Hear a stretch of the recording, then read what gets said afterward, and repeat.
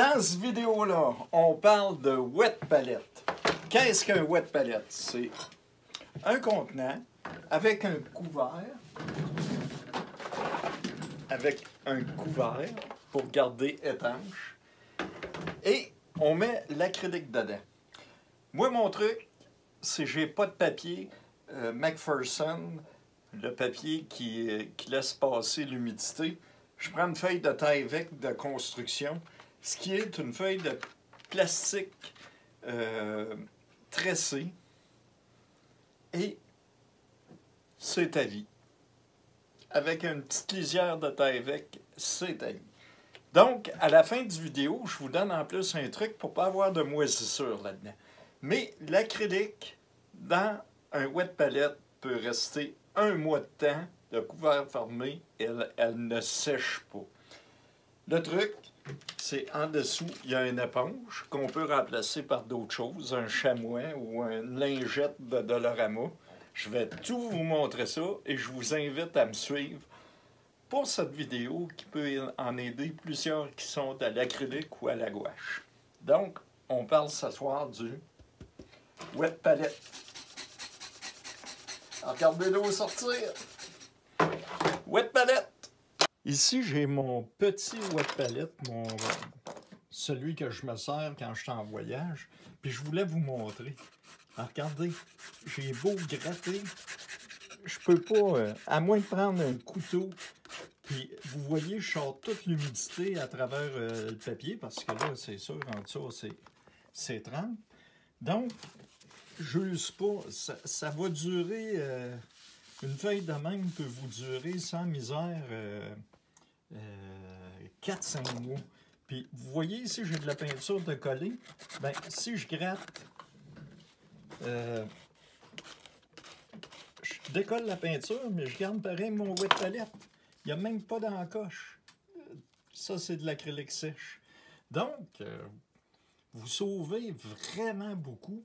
Puis, je me souviens, quand j'étais sur du papier, à tout bout de champ, le papier se déchirait, tout. Il fallait que je remonte mon wet palette. Maintenant, même s'il sèche, je sors ma spatule, je gratte, puis je peux toujours repartir plus rapidement pour peindre. Ça fait des années que j'emploie le même vieux wet palette McPherson, et j'achète toujours encore les éponges McPherson. Sont pas trop dispendieuses, mais si vous voulez, vous pouvez prendre des chamois synthétiques ou du papier journal. Puis, vous avez un côté gaufré. Il va toujours dans le fond et le côté lisse sur le dessus. Là où c'est que j'achète plus, c'est les papiers McPherson qui vendent très cher puis qui ne durent pas longtemps. À la place, mon secret, c'est une feuille de Tyvek. C'est pour la construction. Ça coûte pas cher. Et la beauté, c'est que c'est du plastique tout tressé. C'est fait dans la construction pour laisser passer l'humidité. C'est l'idéal. Fait que tout ce qui reste à faire, c'est mettre la feuille, l'éponge, du bon côté, suivi de la feuille de Tyvek. On mouille le tout et le wet palette est fait. J'ai dans mon lavabo, j'ai plus besoin d'avoir d'eau bouillante comme avant avec la feuille de papier pour qu'elle vienne. Je place les deux coins pour... et ensuite, je fais que mouiller.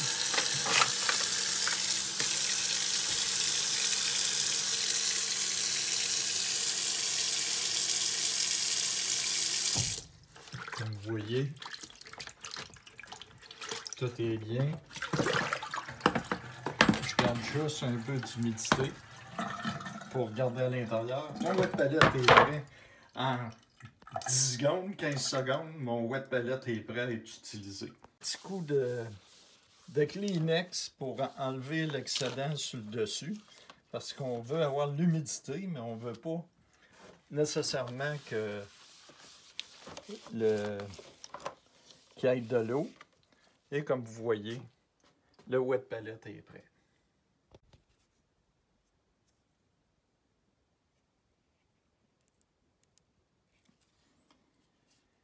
Et ça, si je ferme le couvert, pendant un mois certain, l'acrylique va rester sec, rester humide.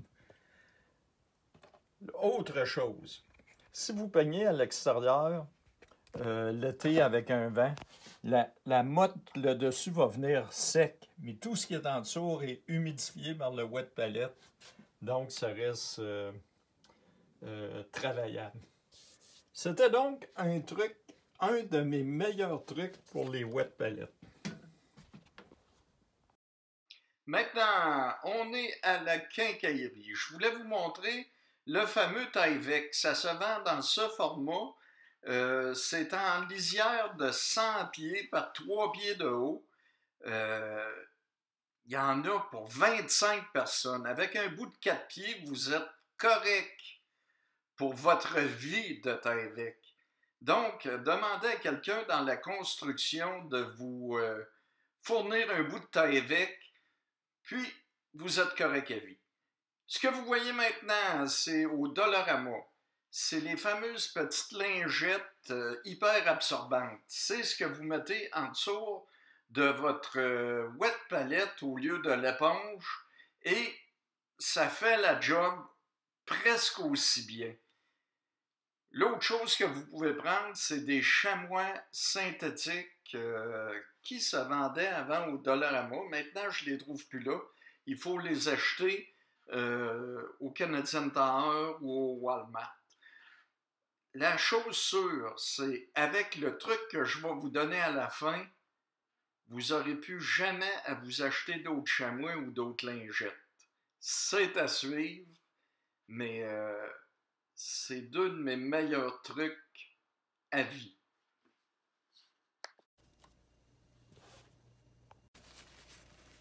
Comme vous voyez, je viens de finir ma job. Ça reste que le papier reste un peu teinté, mais ça change absolument rien. Ensuite, vous mettez d'autres couleurs, puis ça reste parfaitement. Et j'ai fait un beau dégradé. Donc, si on résume, on se trouve quelqu'un qui est en construction pour avoir une lisière de Tyvek, c'est fini à vie. Et les éponges, tu peux acheter les éponges McPherson ou prendre un chamois ou prendre ce que je vous ai montré du Dollarama, le genre de lingette. Ça fait un wet palette qui coûte pas cher. Maintenant, le truc que je vous ai promis à la fin de la vidéo. Le truc pour ne pas avoir de moisissure, c'est très simple, vous les voyez. C'est des scènes noires. Et oui, des vieilles scènes noires en cuivre que tu mets en dessous de ton éponge. Et ce qui arrive, c'est le cuivre empêche la moisissure. Je ne sais pas c'est quoi la réaction chimique, mais avec soit un fil de cuivre dénudé ou n'importe quoi en cuivre, vous auriez une plaquette de cuivre en dessous, vous n'aurez jamais de moisissure dans votre wet palette. Donc, un coup que la session est finie, vous faites juste mettre le couvert et tout est beau. Et juste pour vous montrer la feuille de Tyvek, vous voyez, puis regardez l'humidité sortir.